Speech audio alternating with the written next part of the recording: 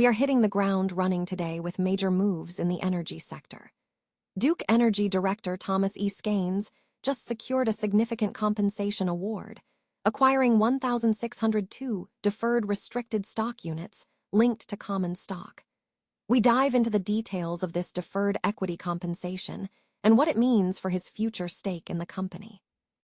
Stop using your finger for notes, sketches, and edits. This Jam Jake stylus pen gives your iPad a smoother, more precise writing feel with palm rejection so your hand can rest naturally on the screen. It charges fast, works for hours, and comes with replacement tips. Perfect for school, work, or creative projects. Check the link in the comments to grab it on Amazon.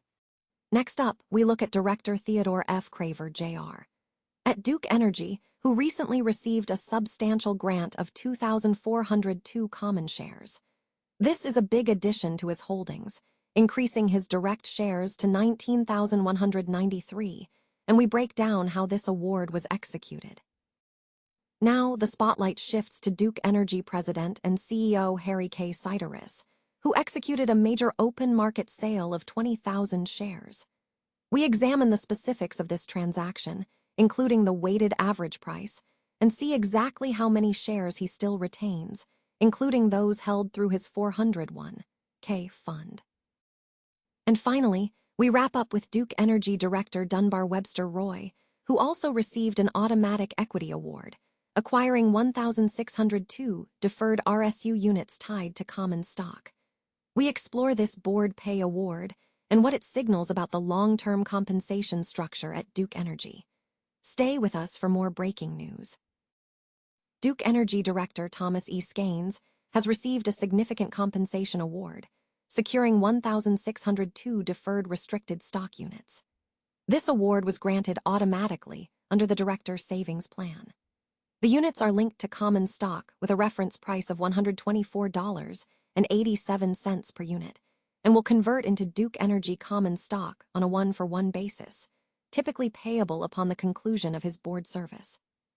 This transaction brings Skains' total deferred equity compensation under the Director Savings Plan to 9,276 restricted stock unit deferrals, underscoring a strategy focused on deferred equity rather than immediate open market transactions. Duke Energy Director Theodore F. Craver Jr. has increased his stake in the energy giant, receiving a significant grant of company stock. On May 7, 2026, Craver was awarded 2,402 common shares of Duke Energy. The shares were acquired at a reported price of $124.87 per share. This award brings his total direct holdings to 19,193 shares. The reported total holding figure includes 16,790 shares held within a joint trust arrangement, which accounts for both directly held stock and shares managed through that shared trust structure. Duke Energy CEO Harry K. Sideris has executed an open market sale of 20,000 shares of common stock, according to recent filings. The transaction took place on May 8, 2026, with the shares selling at a weighted average price of $124.37 per share, spanning a trading range between $124.08 and $124.53 across multiple trades. Following this divestment, Sideris maintains a significant equity position in the company. The CEO directly holds 96,102 shares, supplemented by an indirect holding of 2,540 shares through a 401(k) stock fund. The filing indicates a straightforward open market sale, with no mention of Rule 10b-5(1) trading plans or derivative transactions. This action confirms that while the CEO has sold a portion of his holdings, he retains a substantial stake in Duke Energy. Duke Energy Director Roy has received a significant deferred equity award as part of his board compensation package.